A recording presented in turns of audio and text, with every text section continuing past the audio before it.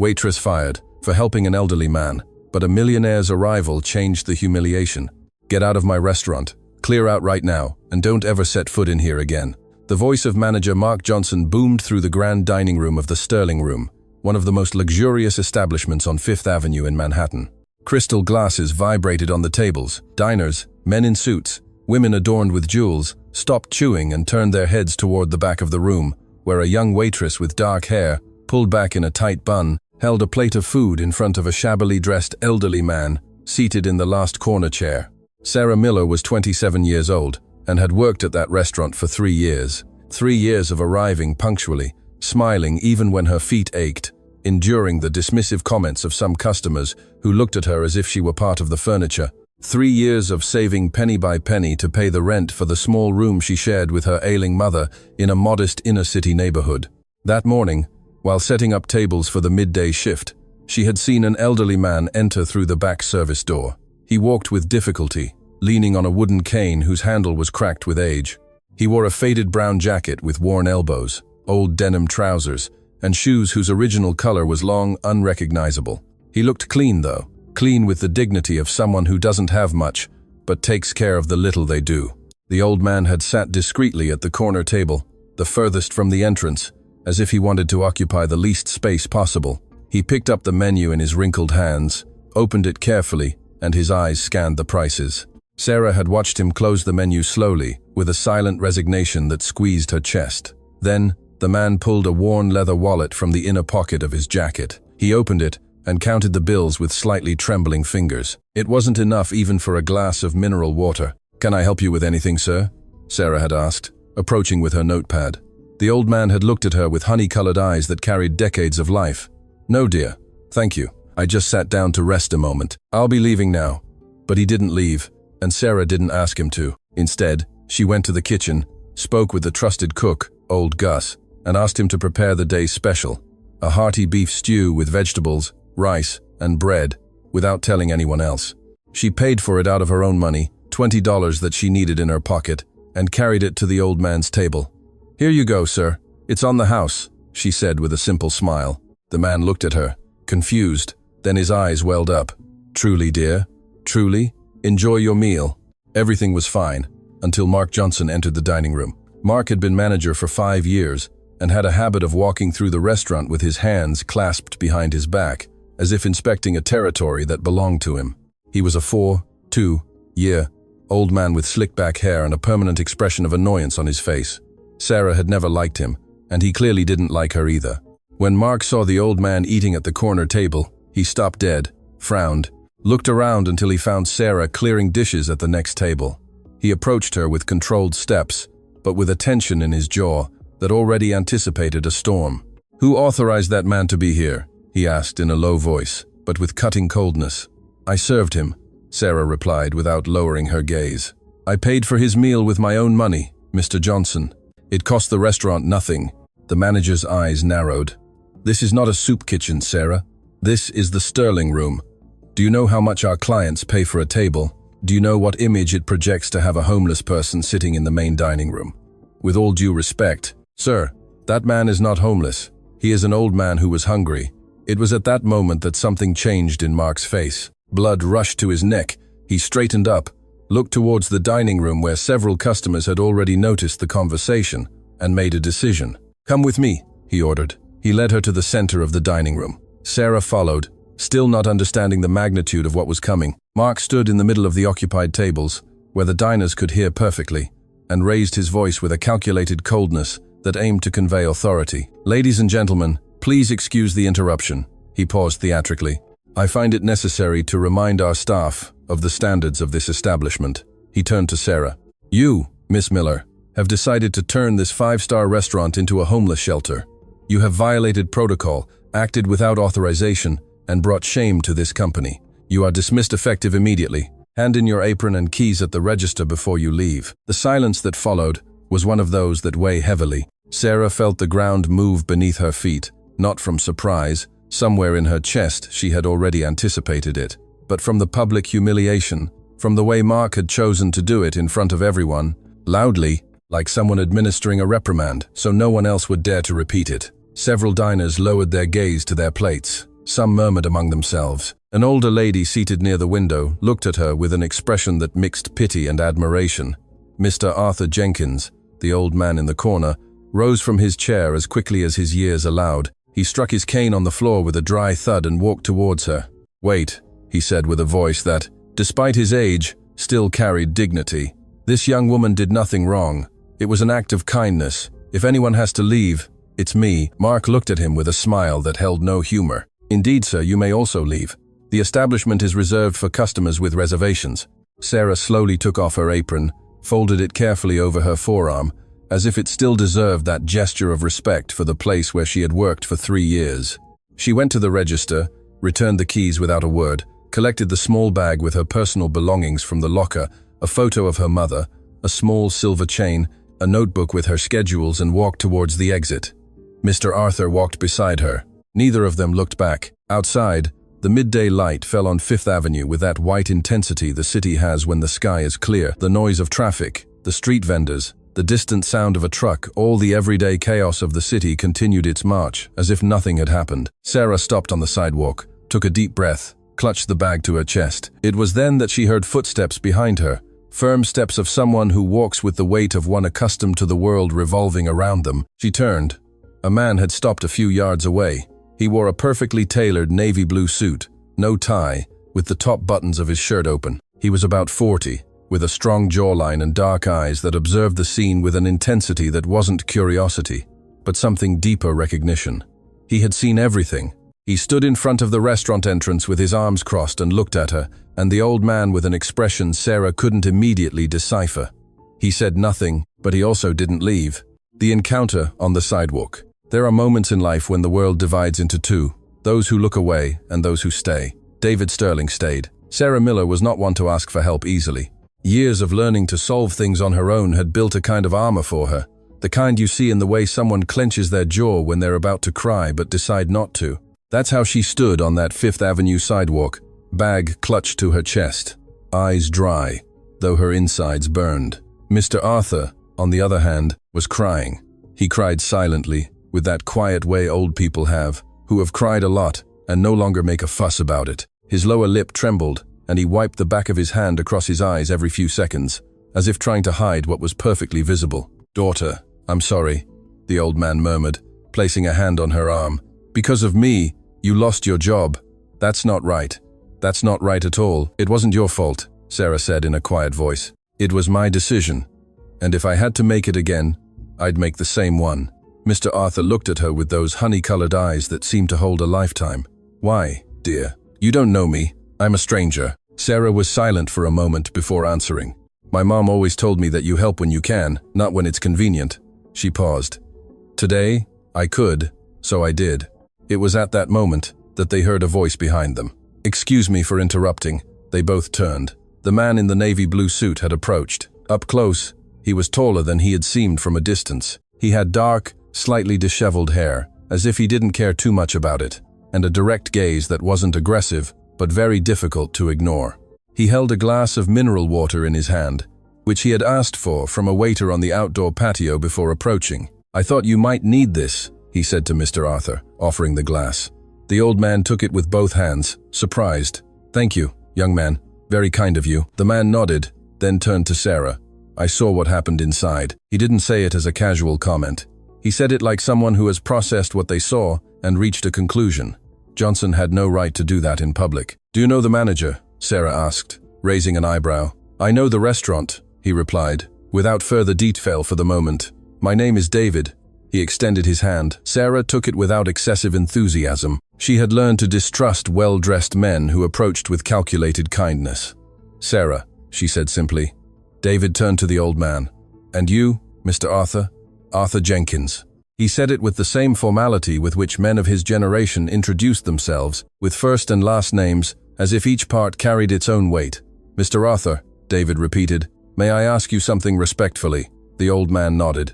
"How did you get here today? To the restaurant, I mean. It's not an area people just stumble into, Mr. Arthur looked down at the ground for a moment, then raised his gaze with that dignity that doesn't abandon certain people, even if life has treated them harshly. "I came looking for work," he said. 3 months ago, I stopped receiving my retirement benefits. I don't know what happened. I went to the Social Security Administration. They told me my file had irregularities. I went to do the paperwork. They asked for documents. I came back with the documents. They told me other ones were missing. I've been like this for 3 months, dear, going back and forth. He made a gesture with his hand that summarized the entire bureaucracy. I thought maybe in one of these fancy restaurants I could do something clean, carry boxes, whatever. And your family, Mr. Arthur? Sarah asked softly. The old man took a second to reply. I have a son, Richard, but we haven't spoken in a while.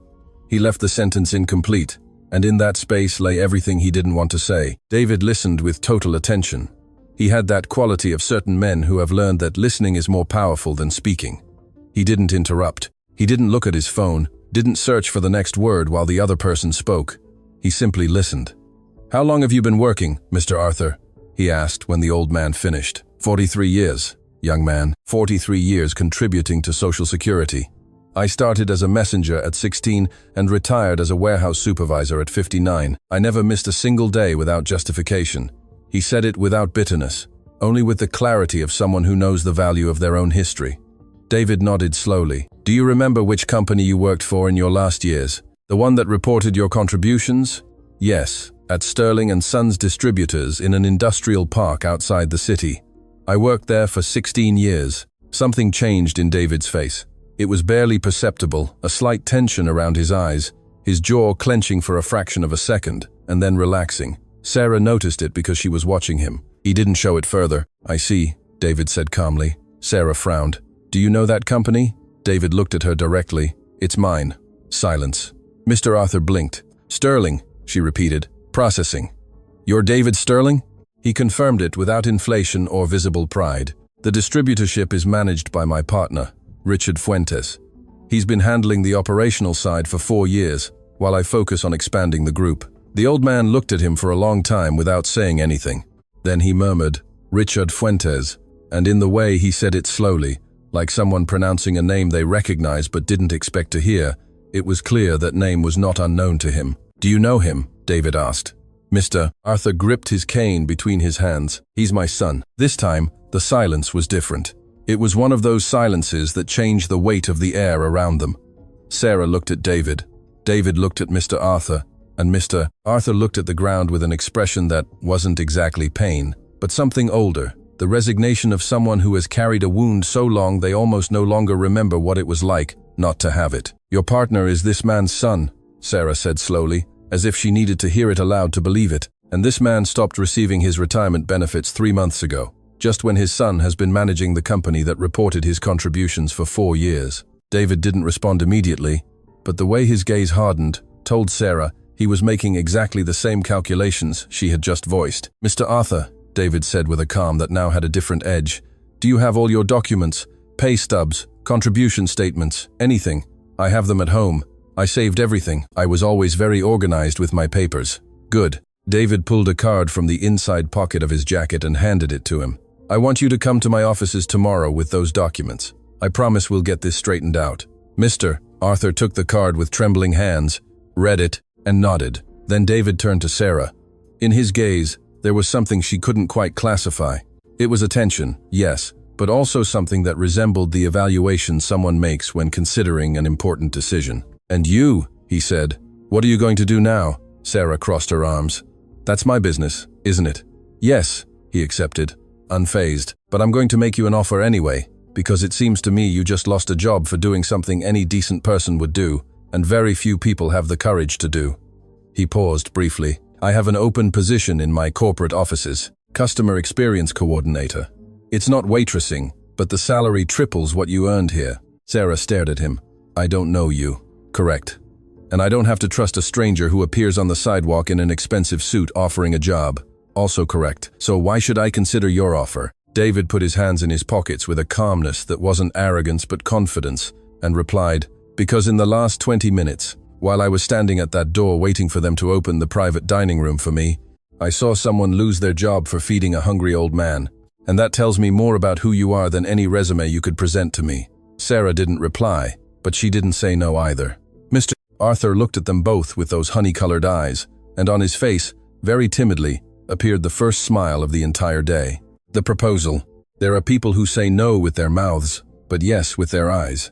Sarah Miller was not one of those people. When she said no, she said it with her whole body, with her arms crossed, her chin raised, with that direct gaze that didn't seek confrontation but didn't avoid it either. And yet, there she stood on the Fifth Avenue sidewalk, listening to a man she didn't know offer her a job, without having moved a single step away. David Sterling noticed it and had the intelligence not to pressure her. "You don't need to answer me now," he said with that calmness of his that was beginning to feel more unsettling than reassuring to Sarah. "You have my card. If tomorrow you decide you're not interested, throw it away, and that's that. If you decide yes, call me before 10 a.m., and if I call at 10:05, Sarah asked, not quite knowing why she asked, perhaps to gauge his reaction. David looked at her for a second before answering. "Then we'll both have missed a good opportunity." He didn't say it with arrogance, he said it like someone stating a fact, and that, for some reason, Sarah didn't want to examine too closely at that moment, was more persuasive than any elaborate argument. Mr. Arthur, who had listened to the exchange in silence with his almost empty glass of water still in his hands, cleared his throat softly. "Daughter, if an old man's opinion is worth anything," he said, looking at Sarah with that serene expression some elderly people have when they've seen enough life not to be alarmed by almost anything, "this young man doesn't look like a bad sort." Sarah looked at him. "With all due respect, Mr. Arthur, the worst men I've known didn't look like it either." The old man let out a brief, genuine chuckle, the first since Sarah had seen him enter the restaurant. "You're right, daughter, you're right." David didn't intervene in that exchange. He observed it with something that resembled amusement, though he concealed it well. Then he briefly checked his phone, not with the anxious urgency of someone expecting something, but with the efficiency of someone managing their time, and put the device back in the inside pocket of his jacket. "I have something to attend to," he said to Mr. Arthur. "Tomorrow morning, please. My offices are in the Sterling Tower, 22nd floor. I'll tell my assistant to expect you from 9 a.m. Then he turned to Sarah. "And you, Miss Miller.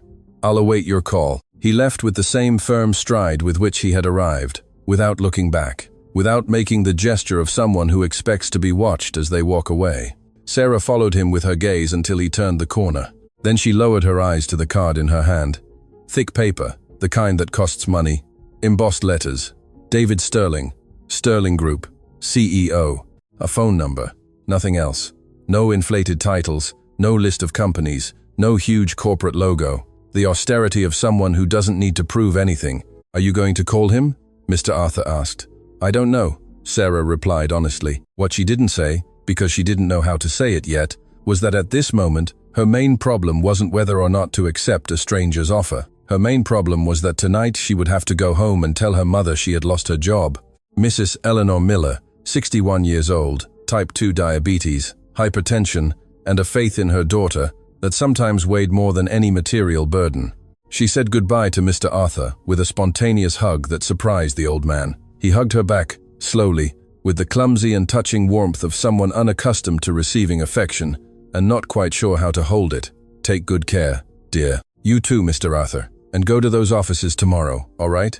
Don't regret it." The old man nodded with a small but real smile. Sarah arrived home in her neighborhood past 2 p.m. The room she shared with her mother was small but neat, with the meticulousness of someone who doesn't have much space, but refuses to let clutter steal the little they have. There was a double bed where they both slept, a 2-burner kitchenette, a small table with 2 chairs, and on the wall, an image of the Sacred Heart that her mother had brought from her family's hometown in the South 20 years ago. Mrs. Eleanor was sitting by the window when Sarah entered. She held her rosary beads in her hands, as she almost always did at that hour.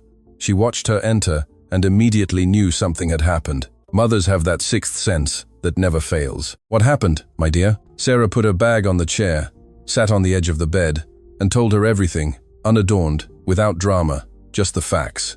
The old man, the meal, the manager, the firing, and finally, the offer from the man in the navy blue suit. Mrs. Eleanor listened without interrupting. When Sarah finished, she was silent for a few seconds. Then she said, "And what do you feel? That you shouldn't trust someone you don't know? And what else?" Sarah took a moment. That perhaps it would be foolish not to call him.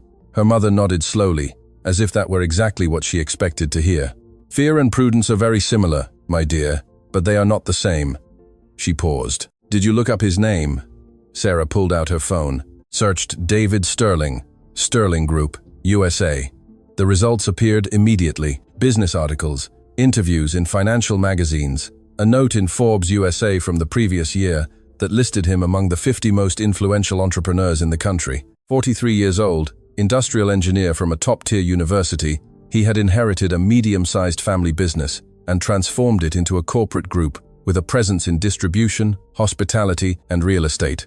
With no visible scandals, no corruption reports, no publicized divorces discreet even for being rich. "It seems he's real," Sarah said, processing the screen. "And the restaurant where you worked?" her mother asked. Sarah searched again, and there it was, on the 10th line of results she hadn't read in her first search. The Sterling Room, acquired by Sterling Group in 2022 as part of its hospitality division. She stood motionless, looking at the screen. The restaurant where she had worked for 3 years belonged to David Sterling. Mark Johnson, the manager who had humiliated and fired her in front of everyone, was an employee of David Sterling, and David Sterling had been standing at the door of his own restaurant when it all happened. At 9:47, the next morning, Sarah picked up the phone and dialed the number on the card. They answered on the second ring. "Good morning, Mr. Sterling's offices." It was a female voice, efficient and pleasant at the same time. "Good morning, this is Sarah Miller. Mr. Sterling asked me to call before 10 a.m. There was a very brief pause. "Yes, Miss Miller. Mr. Sterling expects you today at 11 a.m. Does that work for you?" Sarah breathed. "Yes, I'll be there." She arrived at the Sterling Tower at 10:50 a.m. She had put on her best clothes, wrinkle-free black pants, a long-sleeved white blouse, and the only low-heeled shoes she owned, which were genuine leather, though she had bought them at a clearance sale 3 years ago.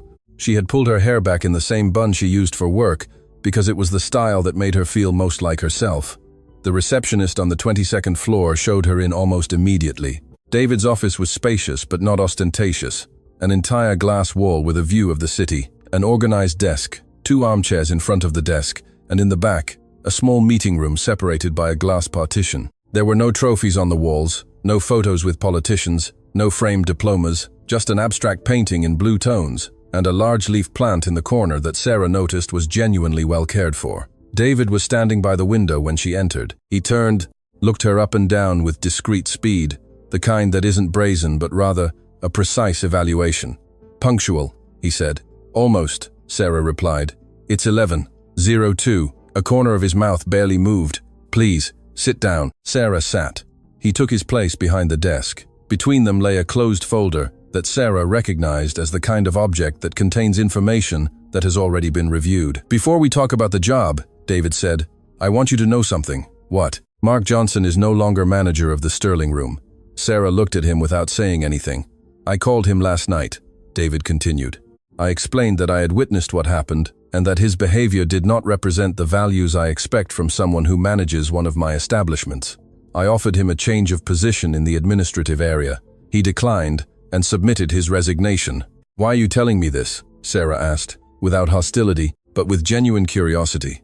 "Because I want you to understand from the beginning how I operate.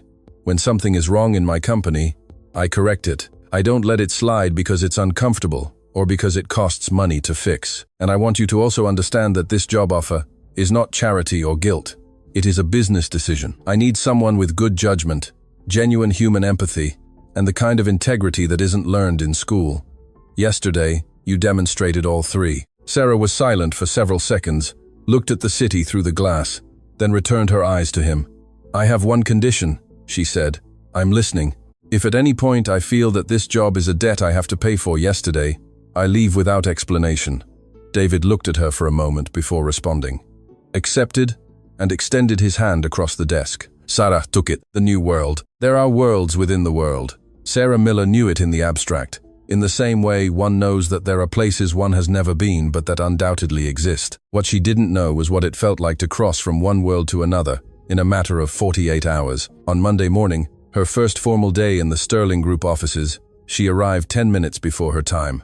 She had woken up at 6 a.m., prepared her mother's breakfast, checked that she took her medications, and taken the subway from her neighborhood to a central hub, where she transferred to a bus to Fifth Avenue, the same route she had taken for 3 years to get to the restaurant, but now ending 5 floors above street level. Emily, the executive assistant who had greeted her on interview day, waited with a professional yet genuine smile. She was a woman in her mid-30s, with short hair and thin-framed glasses, and she conveyed the energy of people who are very good at what they do and don't feel the need to remind anyone of it. "Good morning, Sarah. Welcome. I'll show you your space, and then I'll explain the dynamics of the area." Sarah's space was a desk in the Customer Experience Coordination area, located on the 21st floor, just below David's office. It was a spacious cubicle with a new computer, a corporate phone, and a small plant on the side cabinet that, like the one in David's office, someone cared for attentively. Sarah decided that was a good sign. The team she would work with consisted of 4 other people. 2 young individuals in their 20s, a woman around 45 named Brenda, who held the unofficial but very real title of the one who knows everything, and a quiet, bespectacled young man named Kyle, who, Mariana whispered to her, was the best at handling difficult complaints because he had supernatural patience. In the first few hours, Sarah absorbed information like a sponge. The Sterling Group operated 4 business lines: industrial distribution, hospitality, which included 7 restaurants, 2 boutique hotels, and an event club, commercial real estate, and a logistics division it had acquired the previous year. Her area, Customer Experience Coordination, served as a bridge between end users and the various units of the group. It received feedback, managed escalations, and prepared monthly reports that went directly to David's desk. "All reports go to the CEO?" Sarah asked during the induction tour. "All," Emily confirmed. "Mr. Sterling cares a lot about customer experience. It's not a pretense, it's real. He personally reviews the reports and asks specific questions." She paused briefly. "That's why the position you're taking is important." The previous coordinator lasted 8 months. He was great with numbers, but not with people. Sarah nodded. "Processing. And when do I have direct contact with Mr. Sterling?" "In area meetings, which are on Fridays, and when he calls you in, which isn't rare. He likes to speak directly with the team." The morning passed quickly. At 1 p.m., Brenda invited her to lunch in the dining room on the 19th floor, a common area with long tables, natural light, and a daily rotating menu prepared by the chefs from the Sterling Room, a fact Sarah received with a silent irony she decided to keep to herself. It was during that meal that Brenda, with the direct frankness of people who have worked in a place long enough to know what can and cannot be said, asked her, "Is it true, Mr. Sterling brought you from the Sterling Room?" Sarah looked up from her plate. "Not exactly. Mark Johnson fired you, right?" Sarah looked at Brenda for a moment. It was clear this woman knew more than she let on. "Yes," she said simply. Brenda nodded with an expression that mixed understanding and satisfaction.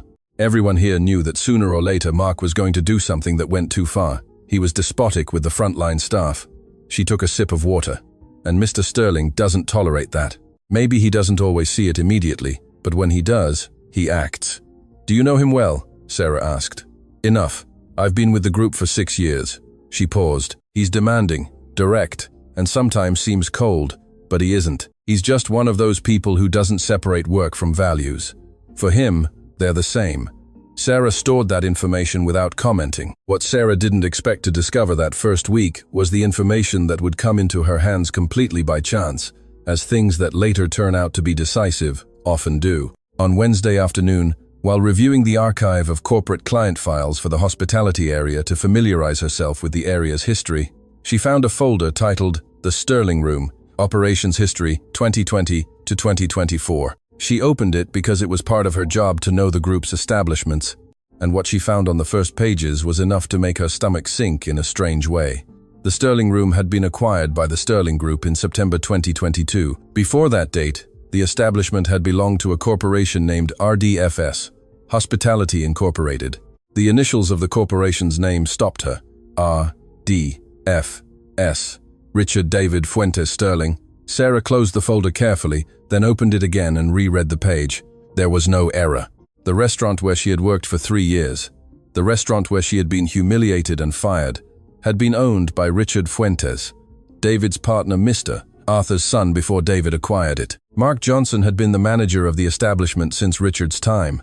That meant Mark wasn't simply a difficult employee, he was very likely Richard Fuentes' trusted man. And Richard Fuentes was the man who, according to the numbers David was already calculating from the day on the sidewalk, had left his own father without retirement benefits. Sarah leaned back in her chair, looked at the ceiling. She had been working there for 3 days and was already caught in something much more complicated than she had imagined. The question was, how much did David know about all this? The answer came faster than she expected. On Friday, at the area meeting, David presided over the meeting with the calm efficiency Sarah was beginning to recognize as his natural mode. They reviewed metrics, pending escalations, and projections for the next quarter. Sarah presented her initial observations about the area, 3 concrete points, direct and to the point, and noticed that David wrote them down without interrupting her. At the end of the meeting, as the team began to pack up, David said, "Sarah, a moment." The others left. They were alone in the meeting room. "Did you find anything in the files this week?" he asked directly. Sarah looked at him. There was no accusation in the question, nor was it casual. "You already knew," she replied with the same directness. "You knew the Sterling room belonged to Richard before you acquired it." "Yes, I bought it thinking it was a clean operation." He paused. "What I didn't know until Mr. Arthur mentioned the retirement benefits was that Richard might have manipulated SSA records to stop reporting his father's contributions." "That's a crime," Sarah said. "Yes, I will investigate it." David looked at her with that expression of his that was difficult to read, neither cold nor warm, but precise, like someone who thinks before speaking because what they say afterwards they will follow through on. "I'm already doing it," he said. Sarah nodded slowly. Then she asked what she had wanted to ask for days. "Why did you tell me all this?" David took a second. "Because you already know, and I prefer that you know it from me. And if I decide not to stay, if this seems like too much, that's your right," he replied without a hint of manipulation.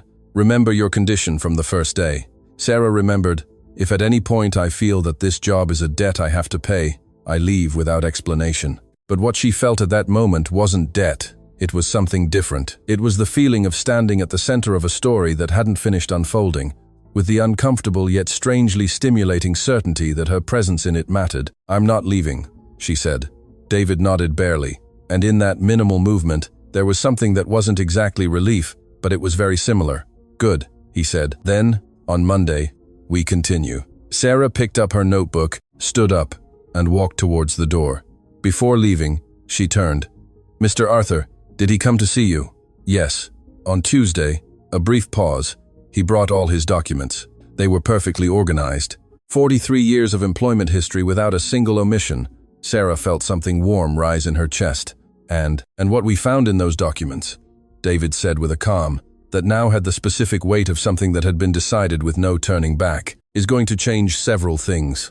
For Mr. Arthur and for Richard." Sarah left the meeting room with her heart beating harder than when she had entered. Outside, Manhattan stretched behind the glass of the 22nd floor, enormous and noisy, and completely oblivious to what was about to happen within those offices. But something was about to happen, that much was certain. The truth about Mr. Arthur. There are truths that don't arrive suddenly. They arrive like water seeping through a crack in a wall, slowly, almost imperceptibly at first, until one day the stain is so large it can no longer be ignored. The truth about Mr. Arthur Jenkins arrived in layers, with the brutal patience of things that have been waiting a long time to come to light. It was the Sterling Group's internal accountant, a meticulous man named Gary Anderson, who delivered the first report the following Monday morning. David read it in his office with the door closed. When he finished, he called Emily and asked her to summon Sarah and the group's corporate lawyer for 3 p.m. Sarah arrived at the 22nd floor boardroom with her notebook and pen. The lawyer, a man named Mr. Thompson, with a gray mustache and a dark gray suit, was already seated. David arrived last, punctual to the exact second of 3 o'clock, and closed the door behind him. "What I am about to share with you is confidential until further notice," he said, taking his place at the head of the table. Gary finished the analysis this morning. He opened the folder on the table and began. For the last 4 years, the Sterling & Sons distributorship payroll had operated under 2 parallel systems. The official system, visible to the IRS and SSA, reported frontline staff with minimum wages and contributions at the legal limit. The real system, which Gary found in the company's internal records, showed a completely different payroll with actual salaries and full benefits. The difference between the two was channeled through a bank account registered in the name of a shell company, Integrated Services RDFS LLC. The initials again, RDFS. Richard David Fuentes Sterling, lawyer Thompson said in a low voice, as if naming the thing aloud made it more real and more serious at the same time. "Correct," David confirmed. "Richard created this structure before I brought him in as an operating partner. I acquired the family group and hired him to maintain operational continuity at the distributorship because he knew the business from the inside. What I didn't know is that I had also inherited his system of evasion. How long has he been operating it? Sarah asked. At least 6 years, Gary responded, who had entered the room at that moment with another, thicker folder. But in the last 3 months, there was a specific movement that particularly interests us. He opened the folder and pointed to a column of figures. In February of this year, someone accessed the SSA file of Arthur Jenkins and modified his contribution status. They marked him as an inactive employee since January, which automatically suspended his retirement benefit payments. Who accessed the system? The lawyer asked. Access was made from a computer, registered in the distributorship's offices, with the credentials of the Human Resources Department. Gary paused. The distributorship's Human Resources Department reports directly to Richard Fuentes. The silence that followed was one of those that have their own texture. Sarah looked at the documents on the table with a sensation that wasn't exactly anger, but something prior to anger, that cold, clear understanding of evil when its face is seen unadorned. A man had manipulated the system to stop paying his own father's retirement benefits, not out of necessity, not out of desperation, but out of calculation, because he could do it. Because Mr. Arthur was old and alone and had no one to fight for him until now. Is there any possible explanation that isn't what we're all thinking? Sarah asked, looking directly at David. I've been looking for one for the past few days, he replied. I haven't found it. Does Richard know they're investigating? Not yet. And Mr. Arthur knows all this? David shook his head. He knows we're reviewing his file. I haven't given him details yet. I didn't want to tell him anything until I had something concrete to offer him, not just assumptions. Sarah thought of the old man with his worn wallet counting bills at the corner table, of his trembling hands, of the way he had said, I have a son, but we haven't spoken in a while, with that resignation of someone who no longer expects anything from that direction. When are you going to tell him? She asked. This afternoon, if you accompany me. Sarah looked at him. Why me? Because you've known him since the beginning of this, David said. And because I believe he'll receive the news better if there's someone he trusts present. I'm a stranger to him. You were also a stranger to me a week ago, Sarah said without harshness. I know. He cleared his throat. A pause. Will you come with me? Mr. Arthur lived in a tenement building in a historic district, a 15-minute drive from the offices. It was an old building from the early 20th century, with stone walls and an inner courtyard where there were pots with red geraniums that someone lovingly cared for. His room was number 7 on the ground floor. He opened the door with genuine surprise upon seeing Sarah. Then he saw David behind her, and his expression became more cautious, with that instinctive prudence of someone who has learned that when important people arrive at your door with serious faces, it's rarely to bring good news. Come in, please, he said, stepping aside. The room was small and perfectly tidy. A single bed with a blue quilt, a wooden wardrobe, a table with 2 chairs. On the wall, a framed photograph, a young man, perhaps 30 years old, in a suit and tie, smiling at the camera with the confidence of someone beginning to believe the world belongs to them. At the bottom of the photo, in careful handwriting, Richard, graduation, 1998. Sarah looked at the photo. Then she looked at Mr. Arthur, who had followed her gaze and was now observing the image with an inscrutable expression. That was my pride, the old man said softly. It cost me a lot to put him through college. I worked double shifts for 2 years to pay for it. He paused. He never thanked me, but that doesn't matter. He was my son. Was. Past tense. They sat down. David spoke with direct but careful clarity, choosing his words with the care of someone who knows there are words that cannot be unsaid once spoken. He explained what they had found. The parallel payroll system, the shell company, the access to the SSA file, the deliberate modification of the contribution status. Mr. Arthur listened without interrupting. His hands were clasped on the table, and he looked at them as David spoke, as if in them he could find something to anchor him to the present. When David finished, the silence lasted almost a full minute. Are you sure? Mr. Arthur finally asked, without aggression, only with the weight of someone who needs to hear confirmation, even though he already knows. We have the documents, David said. The records are clear. Mr. Arthur nodded very slowly, then closed his eyes for a moment. When he opened them, there was something different in them. It wasn't collapse. It was a kind of serene surrender, that of someone who finally releases a burden they had been carrying for too long without a name. I knew it, he said in a very low voice. Not like this, not with all the details, but I knew it. He looked at the photograph on the wall. A father always knows when his son has taken the wrong path, even if he doesn't want to know it. Sarah felt her throat close up. She said nothing. Sometimes silence is the only decent thing one can offer. "What's going to happen now?" the old man asked. "We are going to file a formal complaint with the SSA and with the district attorney's office," David said, "for fraud and manipulation of federal records. Your retirement benefits will be reinstated retroactively from the month they were illegally suspended, and Richard will face legal consequences." "He's my son," Mr. Arthur said.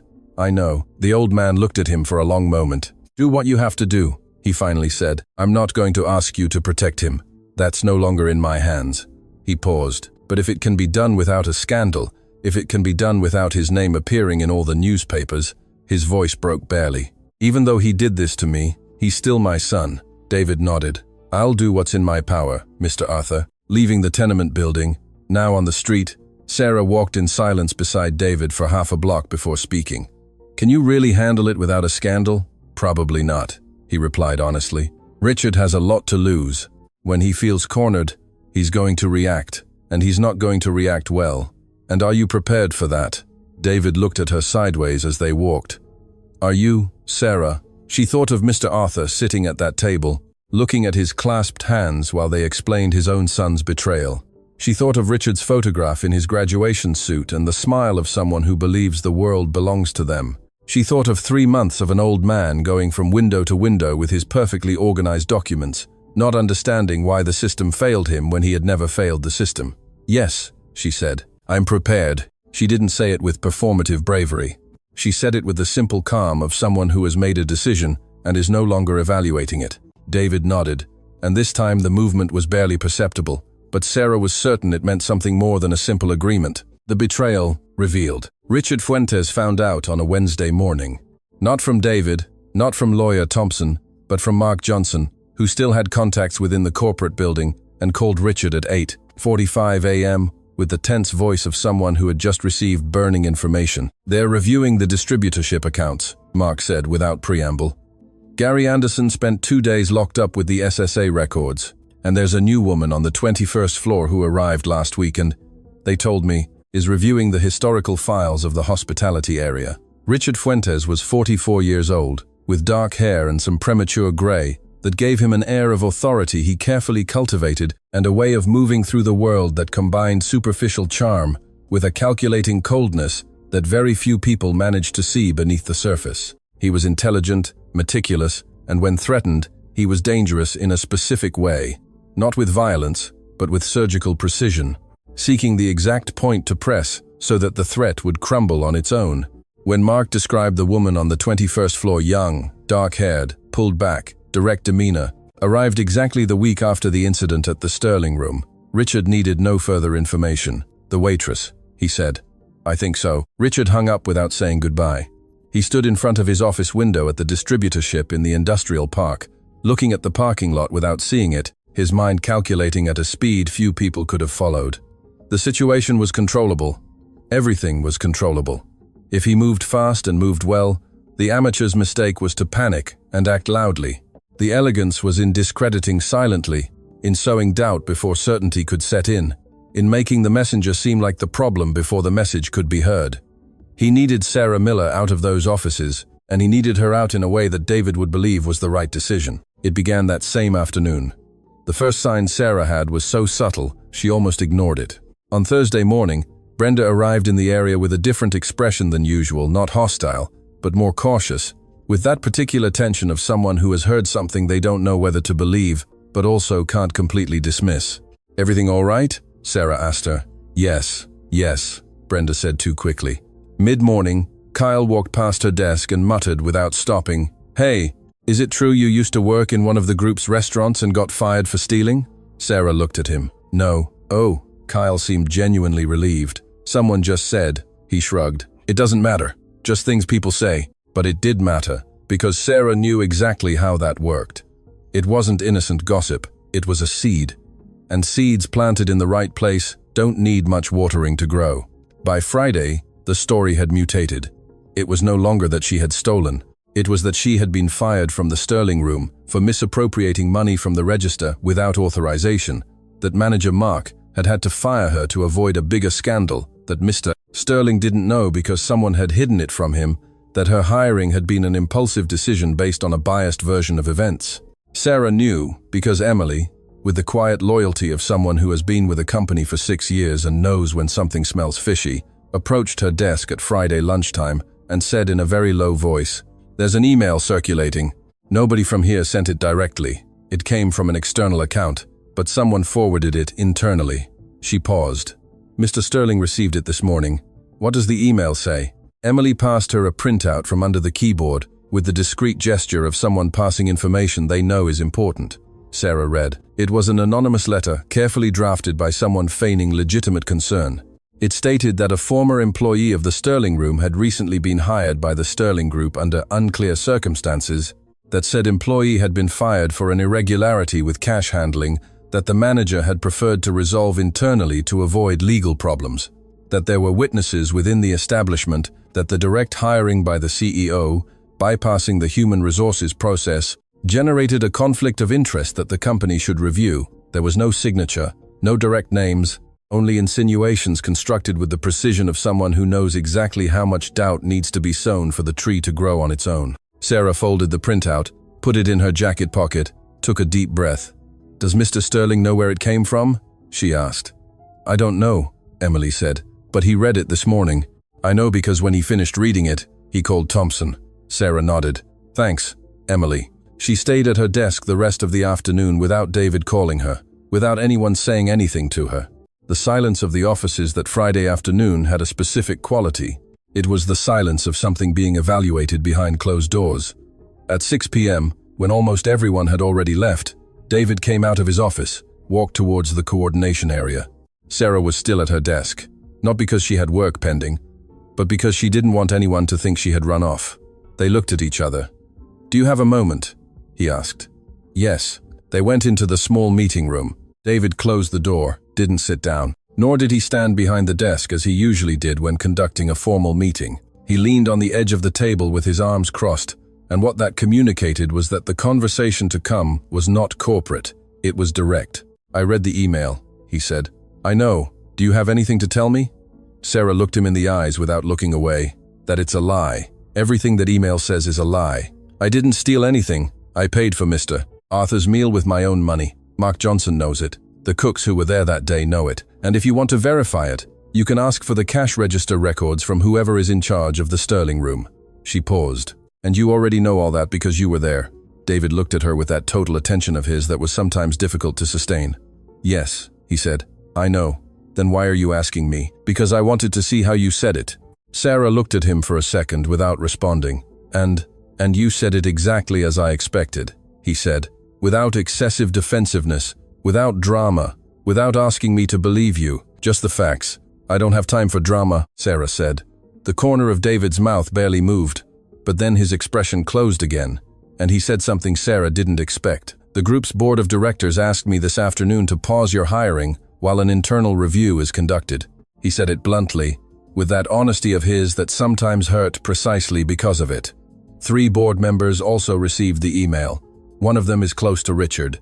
The air in the room changed. "Are you going to do it?" Sarah asked without trembling, without pleading, just the direct question. David took a second that seemed longer to Sarah than it was. "I need until Monday to give you an answer." And in that second of silence, Sarah understood something she didn't want to understand yet. That David, with all his firmness and all his values, was being pressured from within, that Richard had found the exact crack, that the battlefield was no longer just the SSA documents or the distributorship accounts. The battlefield was her. She left the meeting room with a calm step, waited for the elevator, went down to the parking lot, walked to the street exit, and only when she was outside on the Fifth Avenue sidewalk, with the city noise closing in around her as it always had, did she allow her jaw to clench and her eyes to sting, not from fear, but from pure anger. Richard Fuentes had left his own father without retirement benefits. He had built a fraud system for 6 years. He had used Mark as a pawn. And now, when someone threatened to expose all that, his response was not to defend himself with the truth, but to attack the one with the least power to resist. Sarah took a deep breath. Once, twice. No, she wasn't going to wait for David to decide for her.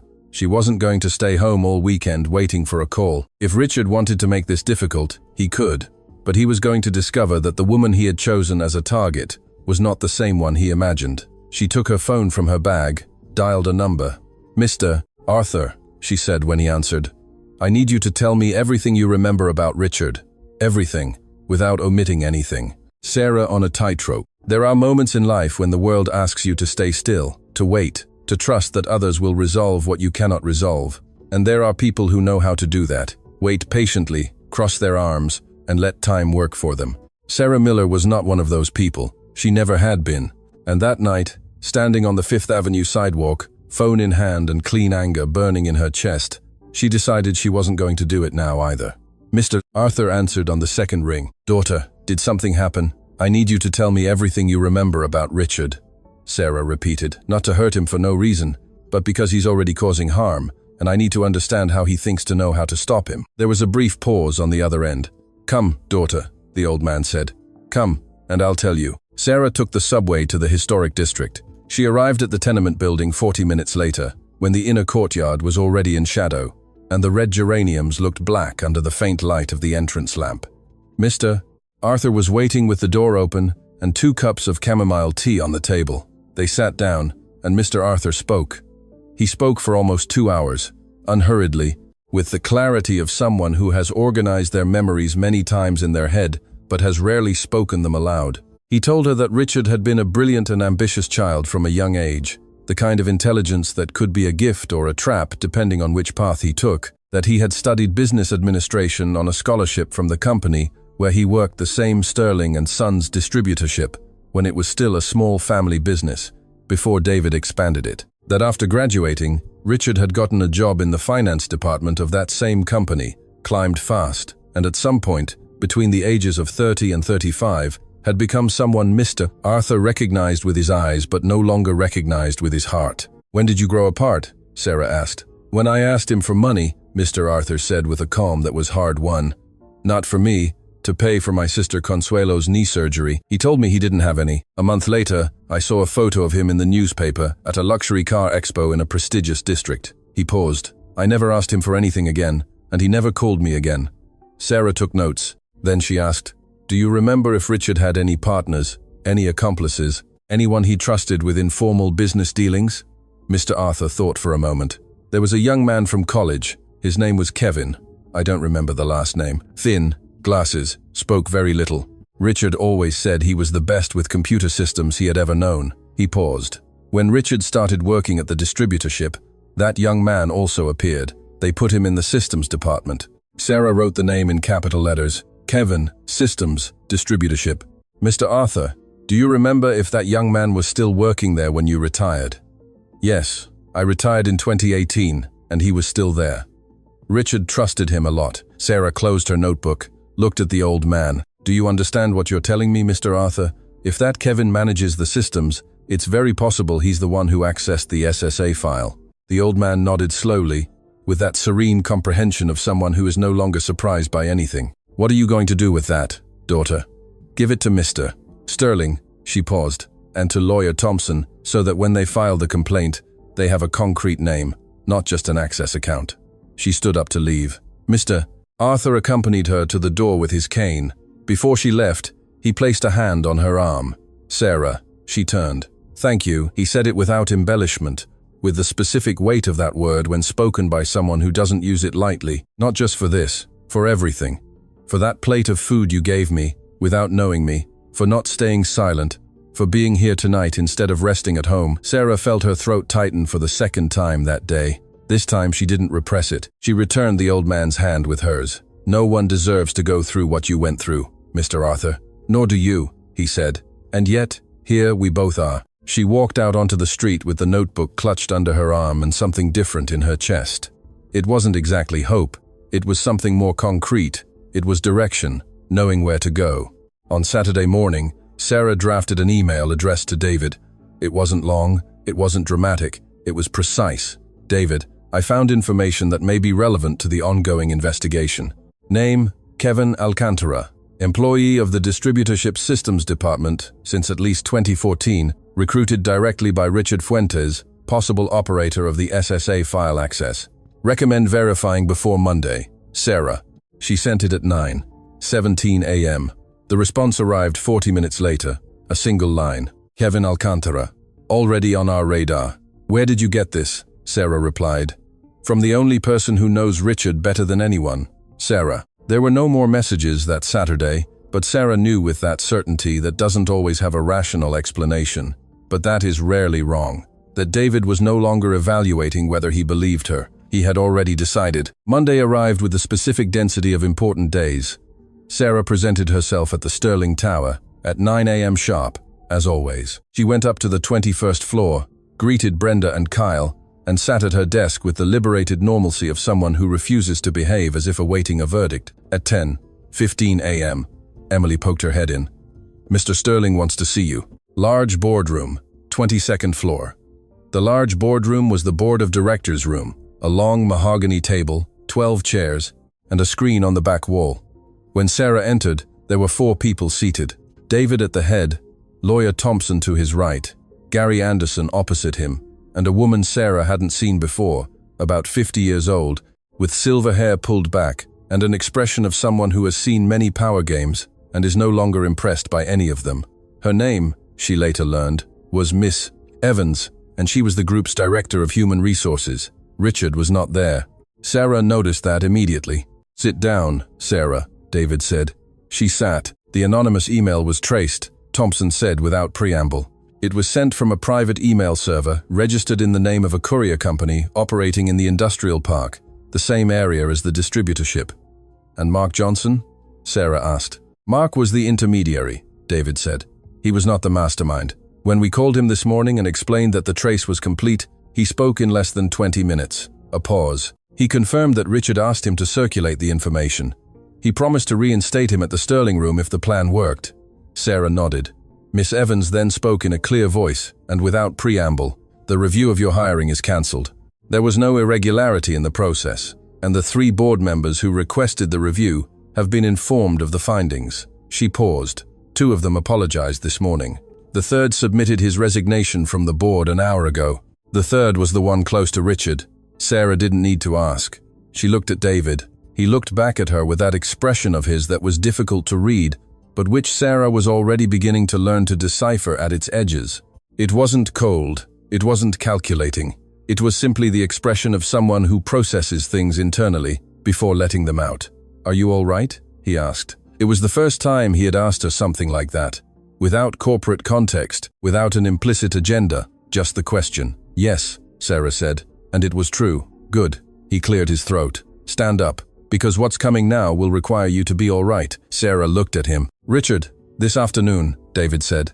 I've summoned him here at 4 p.m. He doesn't know what we know yet. He paused briefly. I want you to be present. Sarah thought of Mr. Arthur and his cup of chamomile tea, of 43 years of perfectly organized contributions, of a graduation photograph on the wall and the voice of a father who said, he was my pride, in the past tense. I'll be there, she said. The villain's downfall. Richard Fuentes arrived at the Sterling Tower at 4:05 p.m. with the punctuality of someone arriving at a meeting they believe they control. He was well dressed as always. A charcoal gray suit, navy blue tie, genuine leather black shoes that shone with the kind of luster only money spent without remorse can provide. He carried his briefcase in his left hand and his phone in his right, responding to messages until the last second before entering the elevator. He was the perfect image of the self-assured executive, arriving to resolve whatever needed resolving. That confidence began to erode the moment he entered the boardroom and saw who was seated. He expected David, perhaps Thompson, but he didn't expect Gary Anderson with a thick folder in front of him. He didn't expect Miss Evans with her expression of someone who has already formed a judgment and will not change it. And he definitely didn't expect to see Sarah Miller seated at one side of the table with her notebook and pen, and that direct gaze that wasn't seeking his destruction, but also offered him no easy escape. He stopped in the doorway for a fraction of a second, so brief that most wouldn't have noticed. Sarah did notice. Richard, David said from the head of the table, sit down. It wasn't an invitation. It was an instruction. Richard entered, closed the door, and sat in the only available chair opposite Gary. He placed his briefcase on the floor, put his phone in his pocket, and when he looked up at David, His face held something that struggled to appear nonchalant, but was, in reality, the mask one wears over fear when they still believe they can maintain it. "What is this meeting about?" he asked in a tone that tried to be casual. "Several things," David said. "We'll go in order." Gary opened the folder and began with the numbers. He was meticulous and without drama. The 2 parallel payroll systems, the shell company Integrated Services RDFS, the amounts transferred over 4 years, the IRS records that didn't match the internal records, each figure accompanied by its documented support, each irregularity with its exact date. Richard listened with the carefully neutral expression of someone calculating in real time how much they knew and how much they could prove. Occasionally, he nodded slightly, as if the information was new to him and he was processing it objectively. It was a competent performance, but only competent. "These are accounting errors," he said when Gary finished. "The company grew fast. Some processes weren't documented well. That can be rectified. Accounting errors don't create shell companies," Thompson said dryly. Richard turned his head to the lawyer. "That can be explained." Integrated Services was an external consulting company that David interrupted him with a calm that was more forceful than any raised tone. "Kevin Alcantara spoke this morning." Silence. The name fell into the room like a stone in still water, and on Richard's face, for the first time, the mask showed a crack. Kevin Alcantara, the systems man recruited from college, the technical operator of the evasion structure, had been contacted by Thompson on Sunday night with enough evidence to sink him alone if he decided not to cooperate. Kevin had taken less time than Mark to decide that his loyalty to Richard had an exact limit, and that limit was his own freedom. What Kevin confirmed in his statement was what the documents already suggested, but with the level of detail that only someone who was on the inside could provide. How the structure worked, who made the decisions, when access to the SSA system was installed, and what specific instruction Richard had given him in February regarding Mr. Arthur's contribution file. "That's a lie," Richard said, but no longer with the casual tone from before. Now there was a tension in his voice that he couldn't quite control. "It's all recorded," Thompson said. Kevin made the statement before a notary public. Richard turned his gaze to Sarah, and at that moment something changed in his expression. It was no longer the mask of the confident executive. It was something more primitive. It was the look of someone seeking whom to blame when the ground moves beneath their feet. "You," he said, and in that single word there was an edge that intended to be an accusation, but sounded too much like desperation. "You're the one who started all this. A waitress who lost her job and decided to get involved where she wasn't called." Sarah looked at him without flinching. "I just fed an old man who was hungry," she said in a quiet voice. "What came next wasn't my doing. You did it for years against your own father. You know nothing about my relationship with my father. I know that 43 years of contributions don't deserve what you did to him, and I know you know that too." Richard opened his mouth to reply and closed it again. For the first time in the meeting, he couldn't find the words. It was David who spoke then, and he did so with that voice of his that didn't need to be loud to carry weight. "Richard, I'm going to be direct.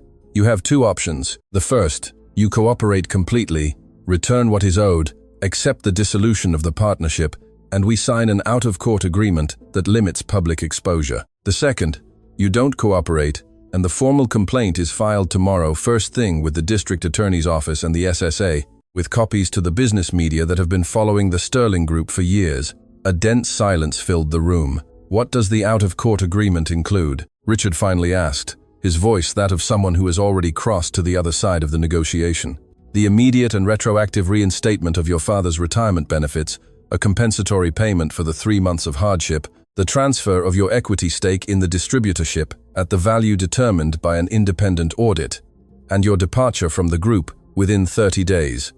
And in return, the criminal complaint is suspended, conditioned on full compliance with the agreement. If at any time you default, it will be filed without further discussion." Richard looked at the table in front of him for a time that seemed very long to Sarah. Then he looked up. Not at David, not at Thompson. He looked at Sarah with an expression that no longer held an edge or a mask, only the specific weight of someone who has just clearly seen where their own decisions led them. "Does my father know all this?" he asked. "Yes," Sarah said. "What did he say?" Sarah looked at him for a moment before answering, "That even though you did this to him, you're still his son, and that he wanted everything resolved without a scandal." Something moved on Richard's face. It wasn't weeping. It was something prior to weeping, that involuntary contraction of the face when a truth strikes a place that still hurts. even though one believed it had been forever anesthetized. He looked down again. "Where do I sign?" he said. The documents took 2 hours to prepare. Thompson worked with his team in the adjacent room, while Richard waited in silence in the boardroom without his phone, which he had left with Gary as part of the agreement's confidentiality protocol, and without his briefcase, which remained on the floor beside his chair, like an object that no longer held any urgency. Sarah went out to get water in the hallway. David caught up with her a few minutes later. They both stood by the corridor window with Manhattan stretching outside in its enormous and luminous disorder. "Thank you," David said. Sarah looked at him. "Why are you thanking me? For Kevin's name." Without that, the process would have taken weeks longer, and Richard would have had more time to maneuver. "I didn't do it for the process," Sarah said. "I did it for Mr. Arthur." "I know." A pause. "That's why I'm thanking you." Sarah nodded. They looked at the city for a moment in silence. It was one of those silences that don't weigh, that ask for nothing, that simply exist because two people are in the same place and for the moment don't need to say anything else. "How is he?" David asked. "I don't know yet. I'll call him tonight. Tell him he has a meeting here tomorrow, that his retirement benefits will be reinstated retroactively before Friday, and that he stopped for a second, that if he wants to have coffee here from time to time, he's welcome." Sarah smiled. It was a brief smile, without drama, the kind that appears when something strikes exactly the right chord. "I'll tell him," she said. At 8 p.m., Richard Fuentes signed the documents with a hand that didn't tremble, but no longer held the confident weight it had at the beginning of the day. He left the building without saying anything, without looking back, with his briefcase in his hand, and his shoes no longer shining the same under the cold light of the parking lot. Sarah watched him go from the hallway window. She felt no triumph. She felt what one feels when something that was crooked straightens. Not exactly joy, but a kind of quiet relief, like when one can finally take a deep breath after a long time of doing it halfway. The beginning of everything. There are endings that seem like endings but are actually beginnings. They are the hardest to recognize because they arrive disguised as closure, as resolution, as that moment when all the pieces fit together and one would want the world to stop there forever. But life doesn't stop. It continues, and what happens after things straighten out is often the most important thing of all. Mr. Arthur Jenkins's retirement benefits were reinstated on Thursday, not Friday as David had promised, but Thursday, because Thompson had worked with the SSA's legal department in a way rarely achieved, with evidence so clear and so organized that institutional timelines simply had no excuse for delay. The retroactive deposit covered the 3 months of suspension, plus a compensatory amount that the agreement with Richard had established. When Sarah called Mr. Arthur that afternoon to tell him, the old man didn't respond immediately. There was a silence long enough for Sarah to think the call had been disconnected. "Mr. Arthur, are you there?" "I'm here, daughter," he said in a voice that was the same as always, but carried something different, something Sarah took a second to identify. It was relief, the deep and true relief of someone who has carried a burden they no longer carry. "Forgive me, I just sat down because my legs aren't holding me up right now." Sarah closed her eyes for a moment. "You don't have to apologize, Mr. Arthur. It's 43 years, daughter." His voice broke on the last syllable, barely, like a fine crack in something that had resisted much. 43 years working, and I thought that in the end, all that had been for nothing, that the system had swallowed me up and spit me out, and no one would bother to look.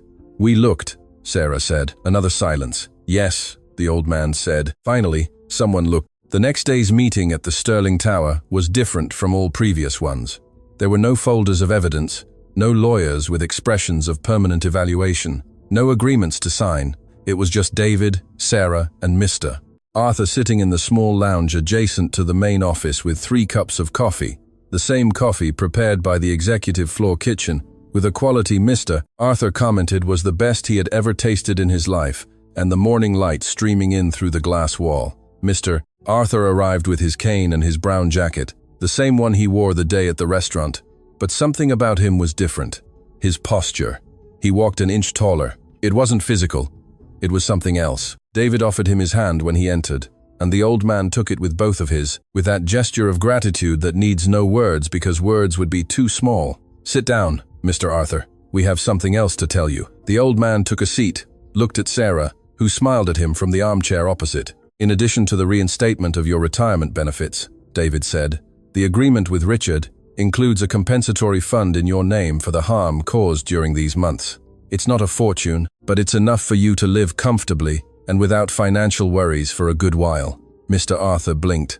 "For me? For you? It's part of the agreement." Richard signed it. The old man looked at the table, then looked at Sarah, then looked at David. "And Richard?" he asked. "How is he?" David considered the question with the honesty that characterized him. "He's processing the consequences of his decisions," he said, "which is what's appropriate. He'll be all right." David looked at the old man for a moment, this man who could have asked for his son's head and instead asked if he would be all right. That specific thing about parents who love more than they are loved and who continue to love, even if the whole world told them they had every right not to. "That depends on him," David said carefully, "but he has the opportunity to do things differently. Whether he takes it or not is no longer in my hands." Mr. Arthur nodded slowly. Then, in a very low voice, almost to himself, "I always told him that life collects on everything you steal from it, sooner or later. I hope he understands that now." No one responded. Some thoughts deserved to hang in the air without anyone pushing them. 3 weeks later, the Customer Experience Coordination area of the Sterling Group had a formally appointed coordinator, a permanent contract, and a salary increase that David had justified to the board with an argument so simple, no one could object. The area improved its metrics by 20% in the first 2 weeks. That speaks for itself. Sarah had stopped counting the days since she had entered the building, not because time didn't matter, but because she had reached that point where one stops measuring the distance traveled and simply walks. Mrs. Eleanor, her mother, had visited her at work one Tuesday midday. Sarah had waited for her in the building lobby and had taken her up to the common area on the 19th floor, where they ate together at one of the tables by the window. Mrs. Eleanor had looked at everything with that mixture of pride and quiet wonder that mothers have when they see their children in a world they themselves never reached. "Are you happy here, my dear?" she had asked. Sarah had thought about the answer before giving it, because it was the kind of question that deserved honesty and not just the easy answer. "Yes," she had said, "but not because of the building or the salary, but because here things can be done right, and that matters." Mrs. Eleanor had nodded as if that were exactly what she expected to hear. On the Friday of that 3rd week, at the end of the area meeting, David asked Sarah to stay for a moment. The others left. The room fell silent, with only the distant hum of the city behind the glass. David didn't sit behind the desk. He stood by the window with his hands in his pockets, looking at the city for a moment before speaking. And in that moment, before he said anything, Sarah saw him in a different way than she had seen him before. Not as the man in the navy blue suit at the restaurant door, not as the CEO of a corporation, not as the figure of authority who had decided to hire her and believe her and defend her when he had to. She saw him simply as a man, with the same weight that people carry when they have been carrying something alone for a long time. "I wanted to tell you something that has nothing to do with work," he said. Sarah crossed her arms gently, without defensiveness, just listening. "For a long time, I've managed this group with the conviction that values and business are not separate things, that you can build something great without destroying people along the way." He paused. "But there are moments when that wears thin, when one starts to wonder if it really matters, if it really makes a difference, or if everything ends up being the same anyway." "And?" Sarah asked. David looked at her. "The day I saw what happened at the restaurant," he said, "I was in one of those moments." A brief pause, and what I saw reminded me why it matters. Not a speech, not a corporate values presentation, but a person feeding an old man with her own money and losing her job for it, without batting an eye. Sarah looked at him in silence. "I didn't tell you before because I didn't want it to sound like part of the justification for hiring you," he continued. "You're already hired, and your work speaks for itself. I'm telling you now because," he stopped for a second, with that rarest of hesitations of his that Sarah had learned to recognize as the moment when what was coming was the most true. "Because it seems to me that there are people one finds in life at the exact moments one needs them, and it would be dishonest not to say so." The city was still out there, enormous and indifferent and beautiful, with its millions of people living their millions of lives, knowing nothing of what was happening in that room on the 22nd floor of the Sterling Tower. Sarah uncrossed her arms. She looked at him for a moment with that gaze of hers that hid behind nothing. "David," she said. It was the first time she had used his first name alone, without the formal address, without the last name, without the Mr. she had used the first few weeks. "What?" he said. "Me too," she said. It wasn't a declaration with an orchestra or a moment designed for the world to applaud. It was just two people in a room overlooking the city, quietly telling each other the truth. which is sometimes the bravest way love has of presenting itself. A month later, on a Saturday afternoon, with the Manhattan sky clear and blue as it rarely was, Mr. Arthur Jenkins was sitting at a table in the Sterling Group's new restaurant in a vibrant, up-and-coming neighborhood, the one David had opened that week, with a concept different from all previous ones. Market-driven cuisine, accessible prices, a warm atmosphere, a place where anyone could sit without feeling out of place. In front of him was his plate, beef stew with vegetables, rice, and freshly baked bread, the best he had tasted in months, perhaps years. Beside him was Sarah with her cup of coffee, and across the table, David, who had arrived late because he always arrived late to things that weren't work, and who, when he entered the restaurant and saw them sitting together, stopped for a second at the entrance with that expression of his, difficult to read, but which Sarah now knew perfectly what it meant. "Am I late?" he asked. "Just a little," Sarah said. "They always waited for me," Mr. Arthur said with a smile so genuine and so calm that it made the entire room seem a little brighter. David sat down, ordered his coffee, and the three of them stayed there at that table in the new restaurant with Saturday outside and the city making its eternal noise, without needing to say anything else, because everything that needed to be said had already been said, and what remained now was not a story to resolve, but a life to live. Sometimes that's how everything begins, with a plate of food, with a decision to do the right thing when no one is watching, with an old man who enters through the wrong door and unwittingly opens the right one, with someone who decides that it does matter.